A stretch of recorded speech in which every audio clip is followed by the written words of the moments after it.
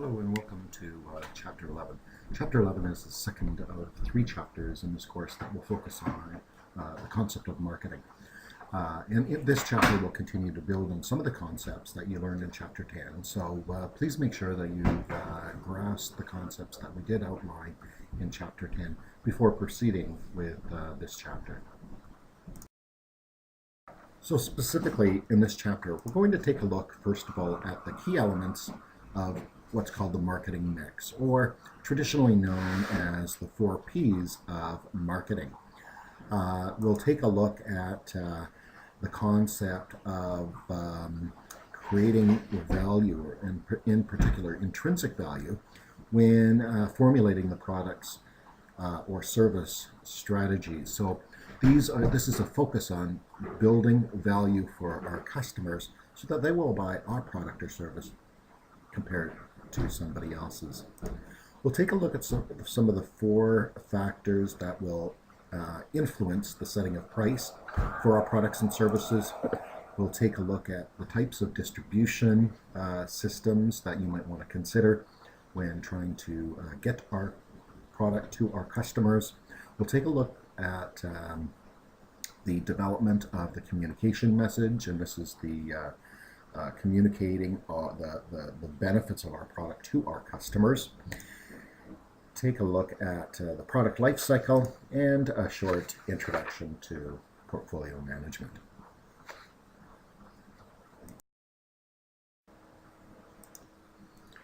Today's marketing approach goes far beyond simply promoting goods or services at bricks and mortar locations. And the easiest way to understand this concept of the marketing effort is to take a look at something that's called the marketing mix, historically known as the 4 Ps of marketing, which are product, price, promotion, and place. So you'll be comfortable with those concepts as we go through this chapter. So the marketing mix really is the organization's strategic and tactical decisions relating to the product or service offerings, price policies, distribution policies, and the communication efforts and approaches to get our message across to our customers. So the focus of the 4 pillars of the marketing effort, it really is on developing and demonstrating and communicating to customers why the organization's product and service is the best solution for their needs, making sure that it's available for customers to buy through convenient delivery options at a price point that reflects the best price-quality trade-off for the customers.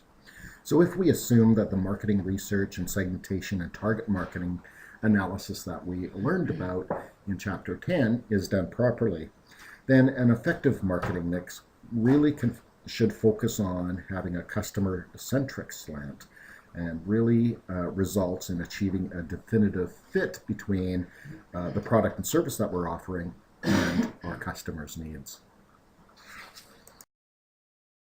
The 4 pillars or 4 components of the marketing mix are traditionally known as product strategies, pricing strategies, placement strategies or distribution strategies in this slide, and promotional efforts or communication strategies. This textbook takes a little bit of a different approach and expands some of those concepts. Instead of just focusing on product strategies, this textbook focuses more on creating value proposition attributes for products or services. So when your textbook talks about value proposition, we're really talking about product strategies, and you'll learn what is all encompassing in that. When we talk about pricing strategies, talking about revising or maximizing the return on sales and enhance our profitability as an organization. So it's not just focusing on setting a price, but making sure that price gives us the returns that we are required to be successful in our company. Distribution strategies, in this textbook it talks about connecting with customers, and this is making sure that our products are easily available for purchase by customers. and communication strategies really is around communicating the message on why our product fits the customer's needs. So those are traditionally the 4 P's of marketing with a revised slant that this textbook takes. So let's take a little bit of a look at product strategies. And when we're talking about product strategies, we're really talking about creating a value proposition for the customer versus just the attributes of the product. So when we're talking about product strategies, we're really going beyond the tangible attributes of the product or service or the functionality of the product. While that's important, it's only one component of the total customer experience.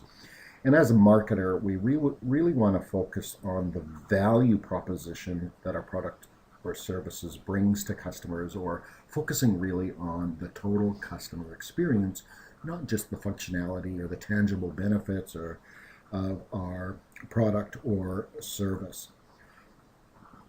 So the key is to think about how our product or service offers the customer the best solution for their needs in the face of alternatives of the competition.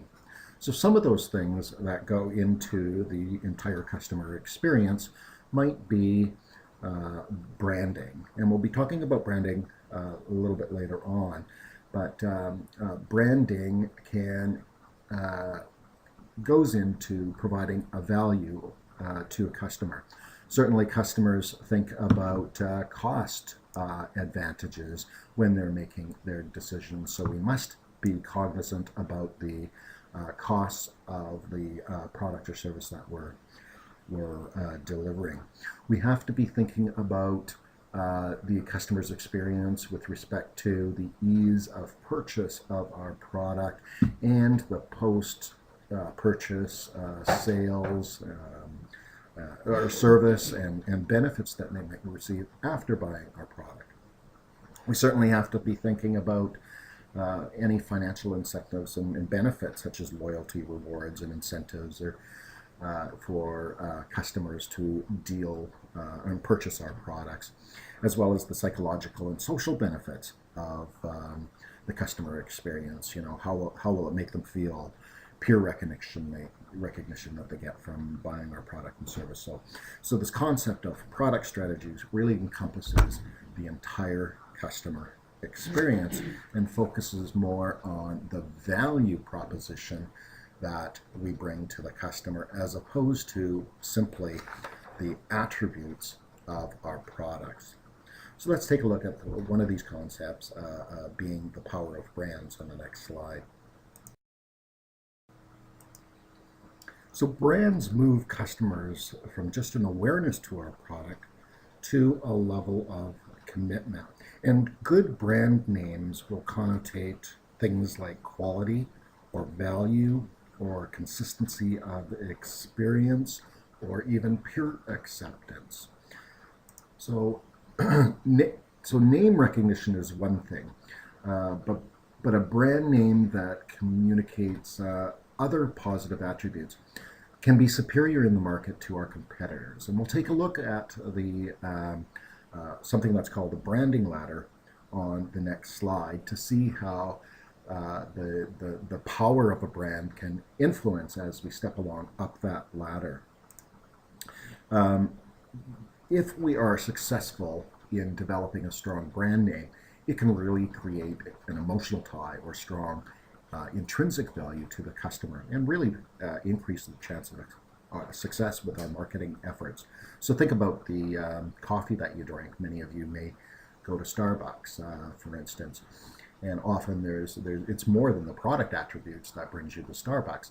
It's the whole experience, you know, that peer acceptance for buying an overpriced coffee, or the knowledge that the quality is there, that you can customize that product to your taste, perhaps, and the experience that you have when you're sipping your coffee in a Starbucks. So think about all the intrinsic values that come along with the power with that brand, whether it be Starbucks, whether it be Pepsi, whether it be a certain vehicle manufacturer.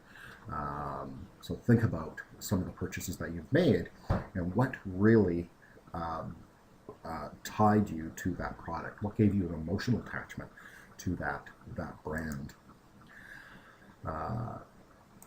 So to be successful, we can use the concept of branding to not only attract customers, but retain customers and develop customer loyalty.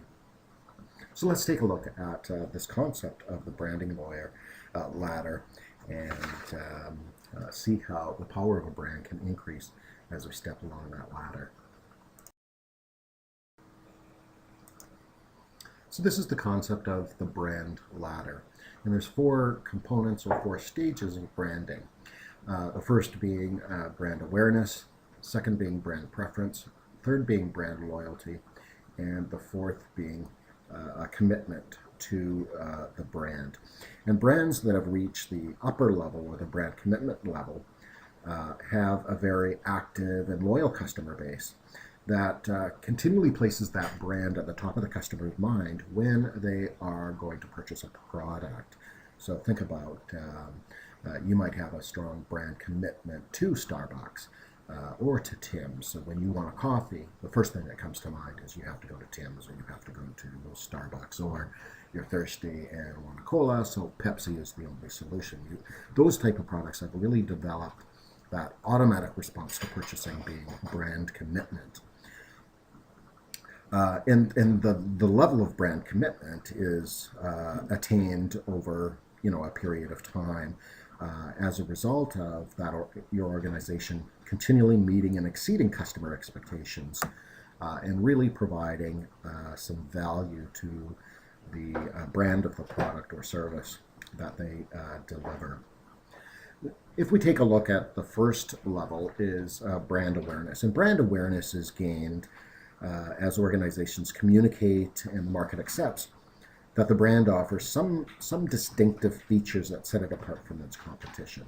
So brand awareness really is a recognition that the brand brings some value to you as a consumer that the competition may not do. Brand preference is a step up from brand awareness, where a consumer may prefer the brand but will consider other options. So brand awareness is being aware of the product. Brand preference is that given other options, I may prefer to buy that brand, but I will consider other options. So although I'm a Starbucks customer, I will consider Tim's or any other coffee house if it's more convenient, and I haven't developed that strong commitment to Starbucks or other customers that might have a strong brand commitment to Starbucks. The next step is something that's called brand loyalty. And brand loyalty recognizes the benefits of the brand and will repurchase the product again. And we start to develop a relationship with that brand. So we are repeat customers, and we will develop a loyalty to that brand, but we might be swayed by other brands, perhaps if there's a sale on or a short-term incentive. So we really haven't stepped up to the brand commitment level. And the brand commitment, as we said, really is an emotional tie to the brand. So to achieve a strong commitment with customers, we really have to connect with them on product attributes and benefits, as well as those emotional ties. So the second component of the customer experience is pricing strategies. And today, with increasing globalization, increasing number of competitors in the marketplace throughout the world, there's a lot more pressure on organizations to reduce pricing to enhance the customer experience. because as we learned earlier, customers will consider the price of a product and comparing it to the values that it brings in making a purchasing decision. Today, there's a lot more, with the increased competition and with increasing costs and expenses in a business, there's a lot more pressure on that operating profit or the operating margin.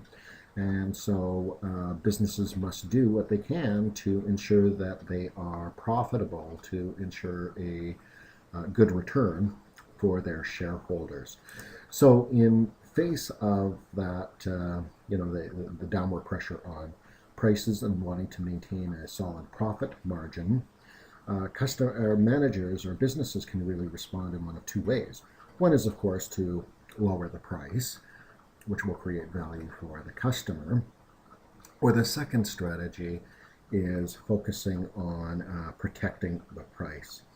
And we protect the price by focusing on the other values and benefits that our product or service brings to the entire customer experience. So we'll take a look at that in a little bit more detail on the next slide. So the overall focus is on placing less emphasis on price as a part of the customer experience by focusing on the other values and attributes that our product or service can bring to the customer compared to our competition, and really differentiating ourselves. So as we said, organizations are forced with reducing price sometimes to create value to our customers. And so we really have two strategies. Really, we focus on protecting our price or to reduce our price. So to protect our price, we really need to focus on differentiating our product from our competitors. The better we're able to differentiate ourselves through creating a brand commitment, focusing on developing a stronger quality of product, and the better we are able to create a better perceived value or uniqueness in our product or service, the less downward pressure there will be on prices. So customers will appreciate the other values or the other attributes in the customer experience, not just the price.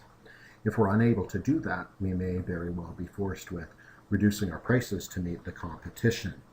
And so that brings the added,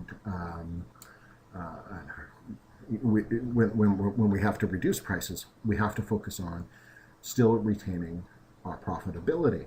And so to retain our profitability and ensure that we're still profitable in our company, we might need to figure out ways to do things cheaper. So we might need to increase our sales to get some economies of scale, which can reduce the overall price per unit.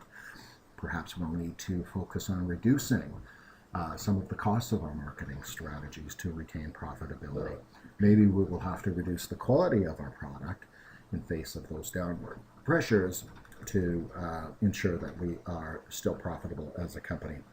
Or perhaps we'll need to actually improve innovation to our product or refine our product to create some additional value, or to find innovation to reduce the production costs in our organization so that we can retain profit margins.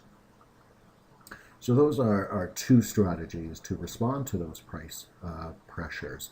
And so something to think about as you're going through Mike's Bikes, because some of the bikes in Mike's Bikes are very sensitive to price.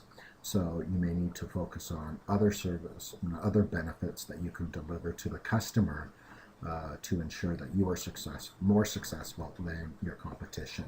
So keep that in mind when working through your Mike's Bikes strategies.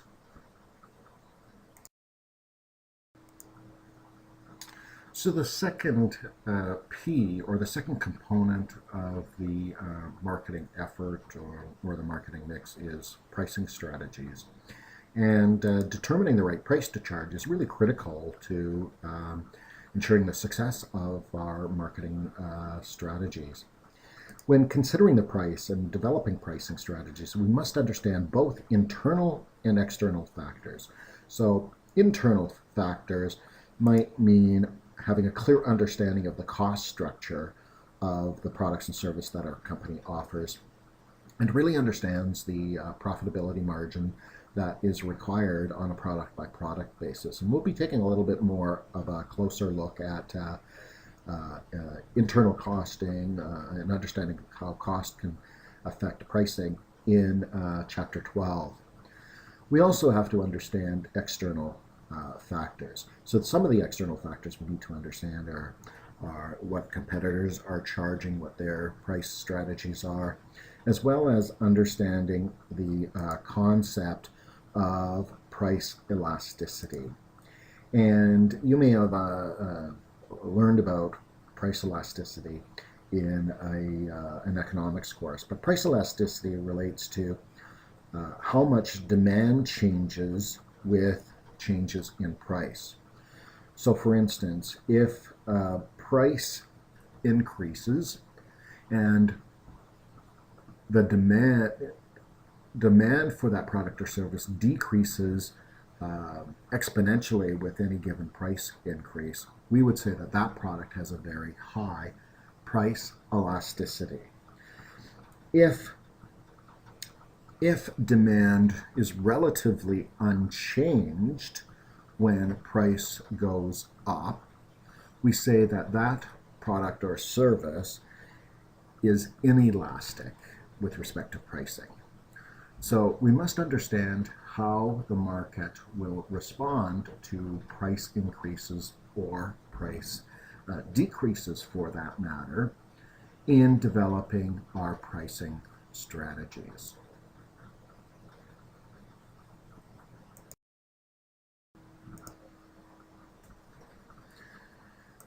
So before finalizing our pricing strategy, there's really four fundamentals that we need to assess. First is understanding the cost structure of our products and services, as well as the entire cost structure of our business. We must understand the cost structure of our main competitors. We need to understand the price elasticity of the target market and the acceptable price range of the product or services that we are offering. And this is sometimes called the consumer price threshold, which is really the maximum price point that the customer is willing to pay for a product or a service. And we also must determine the price premiums we may be able to charge our customer based on the core differentiators of our business. And that might be the brand strength, the emotional ties, the uniqueness. So the better we're able to stand apart from our customers, each of those elements might allow us to increase the price beyond that of the market and still retain our customers. We really have to understand the profit expectations and sometimes the payback period of investors. And when we talk about payback period, we're really talking about the time that it takes to recover the cost of our investment. And we'll be doing some payback period calculations and examples in Chapter 12. So pricing really impacts the perceived value of the product, as it's really one half of the measurement the customer uses when determining what to buy. So pricing does have an impact on the consumer's purchasing decision, but it doesn't have to be all of the impact in whether a customer decides to buy a product or service. The next P in the marketing mix is called placement strategies or distribution strategies. And this is really how we connect with our customers, how we get our product in the hands of our customers. And there's three primary distribution strategies that we might consider. First is something that's called direct distribution. In direct distribution, we connect directly with our customers. And so the customers are buying the product directly from the producer, from the manufacturer, without the involvement of channel intermediaries. And channel intermediaries are any organization that assists a company in the distribution and delivery of the products and services to our customers. Companies such as Amazon.com, perhaps you may have purchased from Avon or Tupperware or Mary Kay. Those are all examples of direct distribution strategies where the company or the producer deals directly with the customer. The second primary distribution strategy is something that's called indirect distribution. And indirect distribution is the use of some sort of channel intermediary in delivering the products, the goods and services to our customers. So wholesalers, retailers will use an indirect distribution strategy because the marketing, the manufacturing company doesn't sell directly to the customer, but goes through a series of wholesalers and retailers to get the goods or services to the customer. And the third is some sort of a mixed distribution strategy. So we might have different distribution strategies. We might use some intermediaries, and sometimes we might sell directly to the customer based on customer needs and based on the type of customer as well. So we'll take a little bit of a closer look at some of those distribution strategies in the next slide. So let's take a look at some of the more common distribution channels. And the distribution strategies or product placement strategies sometimes is defined by or can be dependent on the type of good. So we learned in Chapter 10 about the differences between the B2B market when we're selling goods and services to a business perhaps that uses our good or service that we provide in the production of other goods and services. So that's the industrial good market versus the consumer goods market when we sell the product is really unchanged and is used by the end user, the consumer. So let's take a look at the industrial goods markets. Very common distribution strategy for industrial goods is direct sale from the manufacturer to the industrial user. So think of a company, if we're selling a product such as tires, if we're Goodyear, for instance, we would sell our tires directly to GM or Ford or Chrysler so that they could use that in the production of their vehicles. Sometimes in the industrial goods market, for a manufacturer, we might sell to a wholesaler. So the wholesaler would buy in bulk, and then they would sell it to various industrial users. So if our product was, for instance, a specialized, bolt or something that was used in the production of automobiles, if we were the manufacturer of that specialty product, we might sell in bulk to a wholesaler. The wholesaler then would sell to GM, they would sell to Ford, Chrysler, etc. There's also many different distribution strategies in the consumer goods market. One is a direct distribution strategy where the producer or the manufacturer sells directly to the consumer, and the consumer is the final user of that good or service. So think about a small craftsperson who perhaps makes jewelry at their home. They sell directly to customers, or a small farmer that sells fresh eggs to the consumer through the local markets. That's an example of a direct distribution. Sometimes manufacturers will use a retailer as a channel intermediary. So this is a form of indirect distribution. So we've got the manufacturer, perhaps it's a GM. They will sell to some of their dealers who will sell directly to customers.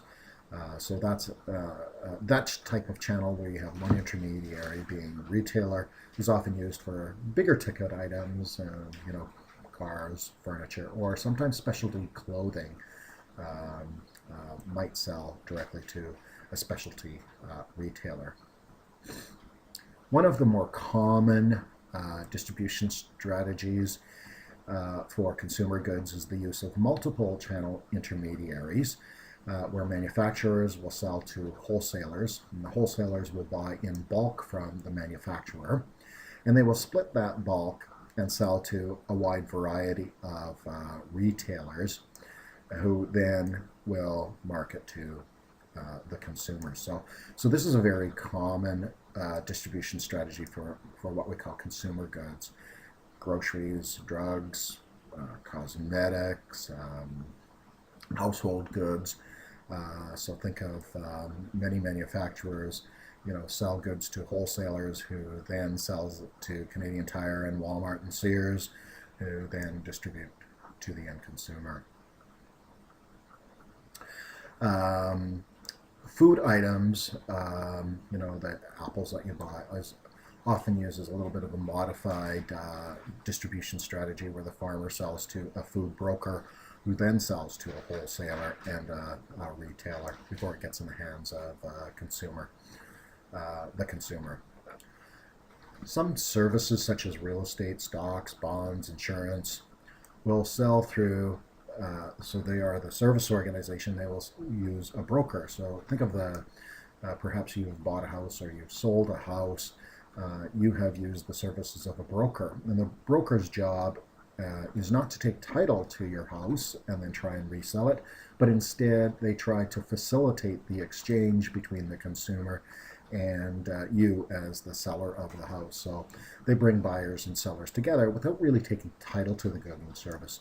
In most of these other distribution strategies where we have intermediaries, often title or ownership of the good or service transfers from the manufacturer to the wholesaler to the retailer, whereas a broker does not take ownership of that good or service. And sometimes organizations, not-for-profit organizations, will sell, or they want to raise funds, so they may sell directly to a store to raise funds for their good or service. But by far, the most common distribution strategy for consumer goods is the use of multiple channel members in the distribution strategy. So when you're doing your Mike's Bikes project, think about the distribution channels that you will have in distributing your bike. So it might be dependent on the type of bike that you decide to specialize in. You might have different distribution channels for the road bike versus the youth bike. So something to think about as you're working through your Mike's Bikes project.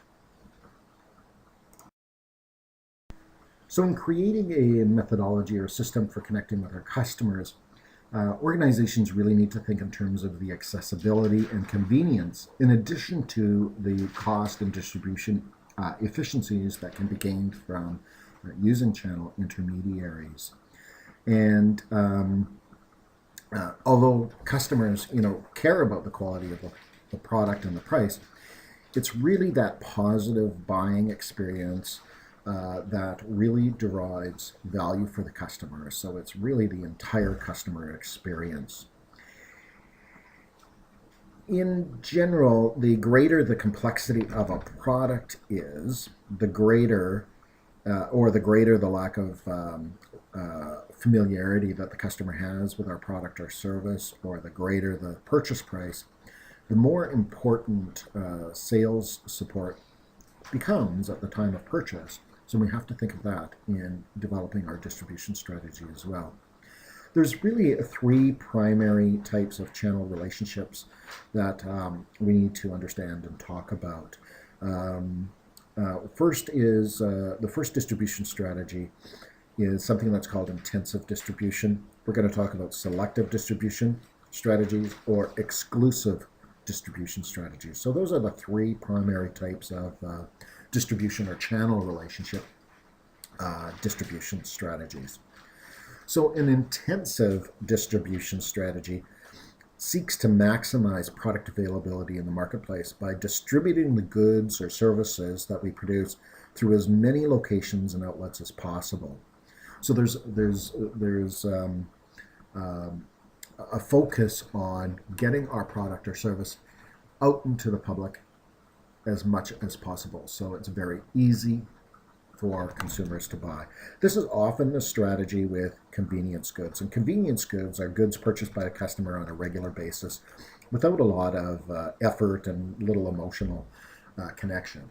So if we are the distributor of or the manufacturer of a chocolate bar, for instance, we may have an intensive distribution strategy because we want that chocolate bar available in every convenience store, in every vending machine, in every restaurant, in every arena, in every retail store out there. So we want to have the highest level market exposure for that, for our product or service. So we would elect to have an intensive distribution strategy. Again, a chocolate bar is a convenience good. It's purchased by a customer on a regular basis without a lot of effort on the behalf of the customers. They want quick access to it. They want it to be very easy purchasing experience. They're not going to seek out our product and drive halfway across town to buy our chocolate bar. They want to buy it in the most convenient place. So that's the intensive distribution strategy. In an intensive distribution strategy and an exclusive distribution strategy is something that's called a selective distribution strategy. And a selective distribution strategy is where we will sell to a limited number of intermediaries. So if our good or service has customers will do some seeking us out. We might want to have a selective distribution strategy. So if we're a manufacturer for a particular brand of clothing, for instance, we might use a selective distribution strategy and have that product or service only available at selected distributors throughout the world or in a certain marketplace. Because consumers, we've developed some perhaps brand recognition, so consumers will actually search us out. So we don't need an intensive distribution strategy like a chocolate bar, but customers will do some seeking out our good or service to purchase it. Distribution strategy is when we have very, very few distributors of our goods or services. So our product is unique. Customers are going to seek us out. For instance, if we were selling, we were the manufacturer of the Harley-Davidson motorcycle, for instance, we might have one dealer in a certain geographic area because our product is so unique and so sought out. Customers will seek out that distributor. So we don't need to have our Harley-Davidson motorcycles in every Walmart and Sears across the world. We can have one in a certain province or city because consumers will seek out our product and purchase our product through a single or an exclusive distributor. So keep that in mind as well when you're working on your Mike's Bikes project. Depending on the type of bike that you're producing, you will or may have a different distribution strategy. If you're looking at a youth bike, your distribution strategy might need more of an intensive strategy or if you are producing a high-end bike for biking enthusiasts, you might have more of an exclusive distribution strategy. So think about that as you go through your Mike's Bikes course. So we've talked about these channel intermediaries, and it's really important to understand the benefits that, or the value that the channel intermediaries bring to the distribution strategies. Really, they help make connections with their customers and help drive down total costs. And they can also help us to identify inefficiencies in our marketing mix that can erode profit, something that's called profit leaks. Successful companies recognize that these channel intermediaries are not just an outlet for sales of an organization, but they can be a key partner in the overall demand generation and selling process. So think of some of the benefits that those channel intermediaries of wholesalers and retailers can bring to the value chain. Some channel intermediaries will buy in bulk from manufacturers and break that bulk into smaller orders to ship to customers. So that can be a value that they provide. Some channel intermediaries will create bulk. So they will buy from a large number of manufacturers and bundle then various products and services from different manufacturers to deliver to retailers. So think about the Walmart distribution strategy. You've got some wholesalers or will buy various goods and services from a wide range of manufacturers and bundle them together and create some bulk and then ship a variety of goods and services to each of the different Walmart stores throughout Canada. Channel intermediaries can be a great source of marketing information. They are closer to the customer and often understands changes in the customers, what customers want, what's happening in the markets, what competitors are doing. And so by having a channel intermediary as a partner in our distribution strategy can help us better understand market changes, trends, shifts. They can also assist us in forecasting the demand for products and services because they're in tune with consumer demands. Some channel intermediaries can assist us in improving our cash flows and assist in financing, for instance. If we are a retailer, for example, we are buying our goods and services from another channel intermediary, being a wholesaler, they may allow us to pay them in 30 days, 60 days, 90 days. So we have the opportunity as a retailer to sell to the final consumer, collect the cash from our consumer before we have to pay the wholesaler for the goods or services. So they can assist in improving our cash flows, which adds value to the value chain. The channel intermediaries can help us with innovation by understanding the customers and customer feedback. They can perhaps help us in designing new products or refinements that we might have to make to our existing goods and services to meet the consumer's needs. And certainly channel intermediaries can help us to educate their customers and really focus on promoting our product versus those of a competitor. So really important to understand the value of channel intermediaries. And if we find that there is a channel intermediary that is not providing value to us as a business, we might need to think about amending our distribution strategies.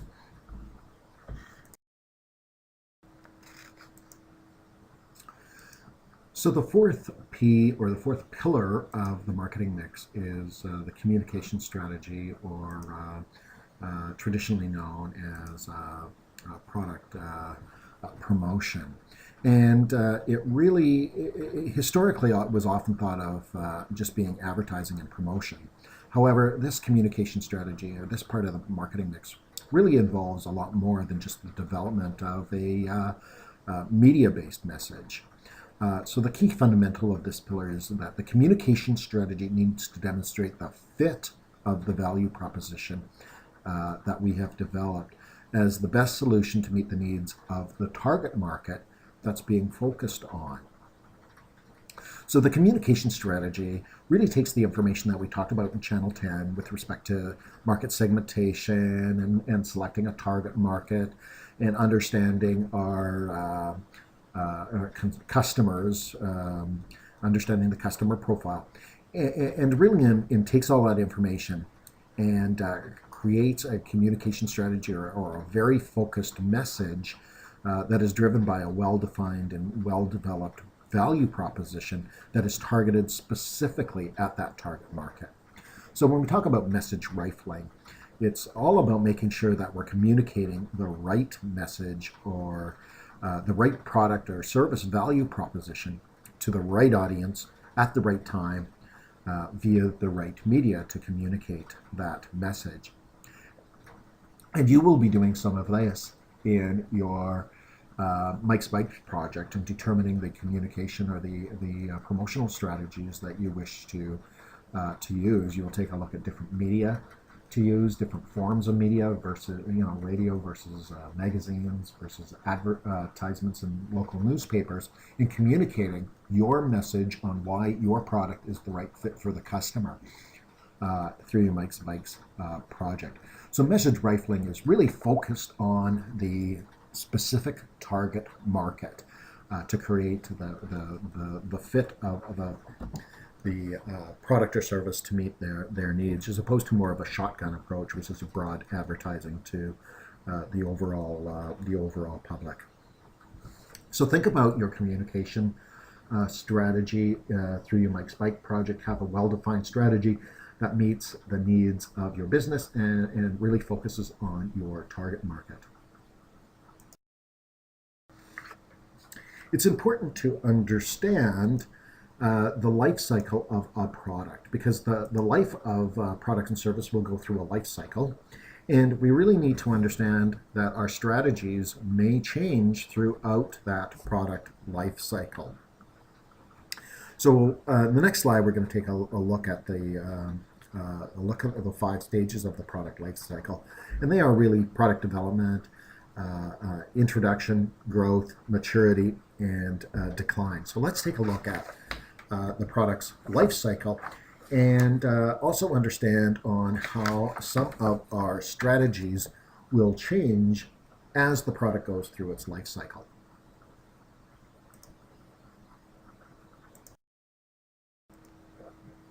So this is an example or a slide that depicts the traditional product life cycle. So here are our 5 stages of the product life cycle. The first is product development.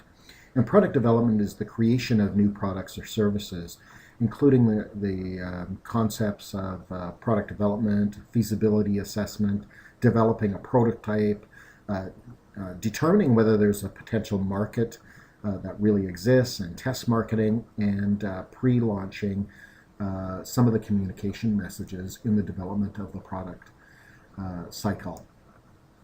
Once we have developed a product and have decided that we will introduce it to the market, we enter into the introduction phase. And so that's when the product is introduced to the market and starts to gain some market acceptance with the targeted customers. And the next phase is growth, where the product begins to accelerate. We start the product is accepted by consumers. Consumers are aware of the benefits, and sales start to increase. So we take a look at this green line, which is our revenue curve, and of course there's no sales during the development stage. Start to see some sales take off through the introduction phase, and as our customers get to be aware of our product, and then through the growth we start to see some exponential increase in sales revenues. After we've gone through a period of growth, we may enter the product maturity stage. And the product maturity stage is when we start to see revenues start to plateau or level off. So our sales growth slows. Demand is largely driven by repurchases of our product. So that's customers coming back, and this stage can be really lengthened through enhancing our products, perhaps extending our product line, expanding into new markets, market penetration strategies that we talked about in Chapter 10, to try and get a lift out of increasing our sales. So during the product maturity phase, we see a lot of products that have been around for a long time start to develop new products or new features of their products. For instance, I often think of the Kool-Aid. Kool-Aid traditionally had just a limited number of 4 flavors or so, and they really hit a market maturity and even started to enter the decline, and so they started to introduce new flavors to continue their products, and in fact saw some revenue growth. And the last stage is product decline. And so product decline is when sales start to decrease. Perhaps our product has become a little bit more obsolete. There's new products in the market, or perhaps there's a shift in consumer needs and demand, or perhaps both in the product decline phase. And so we start to see revenues decline. Important also to understand what happens with company profits as we move through the product life cycle. So this red line is the profitability of those products. So of course, as we go through the development and introduction, we really are probably operating at a loss. And the company is burning cash. We're not generating any profits at all until those sales start to increase to a point where we break even. And this BEP stands for our break-even point, and we'll be learning in Chapter 12 on how to calculate that break-even point. So once we've surpassed break-even point in terms of revenue, we start to see some profits. And those profits will exponentially increase through the growth phase, and then start to slow off during the maturity phase, and then our profits might start to actually decline during the decline phase of during the product life cycle. It's important to keep in mind that this product life cycle varies for different products that are introduced. For instance, some fads, products that are developed and introduced to the market, they may see very rapid sales growth, but then enter a very short maturity and a very fast decline stage. So the product life cycle is very, very short, whereas other products and services will have a very long product life cycle and may stay in the growth phase or the maturity phase for extended periods of time. It's important to understand how some of our marketing strategies will change throughout the product life cycle. In the development stage, we're really focusing on understanding our customers' needs and making sure that we're able to develop a product that's going to meet those needs, and perhaps creating a prototype and test marketing to see if the product is going to be accepted by the market. As we go through the introduction phase, we really might want to focus on communicating an awareness of the product to our customers so that they can start to understand the value that our product brings, and really focus on creating an awareness of our product to our selected target market growth. Our pricing strategies during the introduction phase might be different as well, because if we have a unique product that's introduced into the market, we might be able to charge a higher price, for instance, to try and recoup some of those research and development costs from the development of our product before competitors get into the market.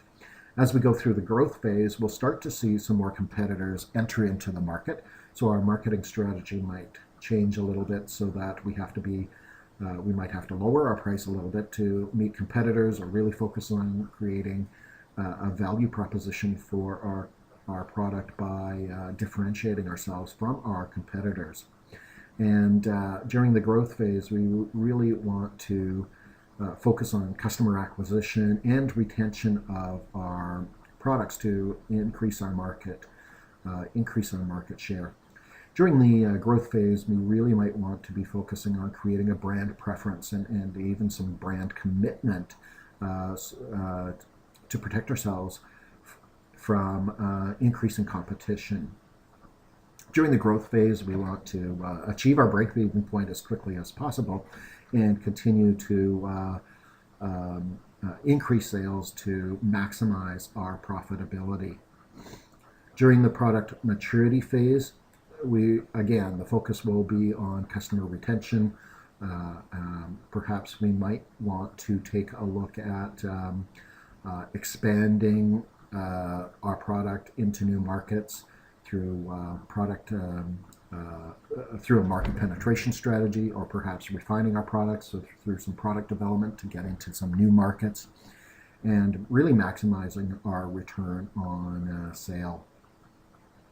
And during the product decline phase, we have to make some decisions whether we want to continue the product, or maybe we will disinvest in that product and actually stop selling that product or service through the decline phase. During the decline phase is when many new products get developed, or product enhancements to try and increase the revenues. During the decline phase, we want to really focus on maximizing or maintaining profitability as long as possible. And once we become unprofitable, it's a time to consider disinvesting in that product. So important to understand how the product will go through the product life cycle, how that affects our revenues, how it affects our profitability, and understand that your marketing strategies will change throughout the product life cycle. In many organizations, managers are really not focused on one product, but they're really responsible for a portfolio of products. And we really must examine each product and understand the value proposition that each of the product in our portfolio brings to the customers. So portfolio management really is about making decisions about where to invest in order to improve our overall market position. So what products we'll bring into our product mix, what products we will disinvest in, and try and manage the portfolio of products that we bring to ensure that we're generating profitability over a long period of time.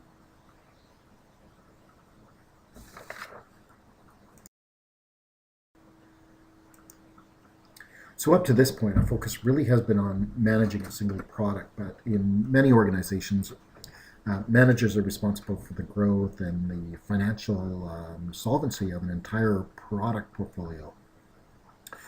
So this could be with respect to a family of products that is marketed under a primary brand name, for instance, Cheerios, Honey Nut Cheerios, Multigrain Cheerios, or a series of complementary products such as Frito-Lay. You know, they've got the Lays, they've got Fritos, Doritos, Tostitos, Cheetos, Sun Chips, pretzels, etc. So each product in our product mix needs to be evaluated and the value propositions adjusted and repositioned through continuously focusing and refocusing our marketing communication message. And so as a manager, we may need to make decisions on where to expand the investment in support of a particular product or product line, where to maintain our given level of investment, or when to reduce our investment, or perhaps disinvest or stop selling that product at all. So we really have to continually assess the market potential of a product or service that we're evaluating to see if the market potential is low, medium, or high. And also understand the value proposition that we bring. For instance, if we bring a strong value proposition to consumers and the future market potential is very high, we may be asking ourselves, what can we do to further expand our revenues and our profits, given that we've got a strong market position. If we have a weak value proposition, although demand is high, we need to understand how we can change things to rebrand us and get consumers buying our product versus those of the competitor. If we've got if the future market potential is low, but we still bring a strong value proposition, we might be asking ourselves, how can we maintain sales so that we can remain profitable even though the market is demand. Or do we have to decide maybe we should disinvest in this product because we can generate future returns by taking the capital of that product and putting it into new products? If the future market potential is low and we don't bring a strong value proposition to our customers, we might really need to think about divesting and stopping selling that product altogether. So we really need to focus on all of the products in our product portfolio and make sure that we are employing our capital in the best way possible to maximize the returns to our shareholders. So that concludes chapter 11, and in chapter 12, we're going to take a look a little bit closer at some of those strategies that we've talked about in chapters 10 and 11. We're also going to introduce some more quantitative problems. So please make sure that you're comfortable with the material in both chapter 11 and 10 before embarking on chapter 12. So good luck and have fun.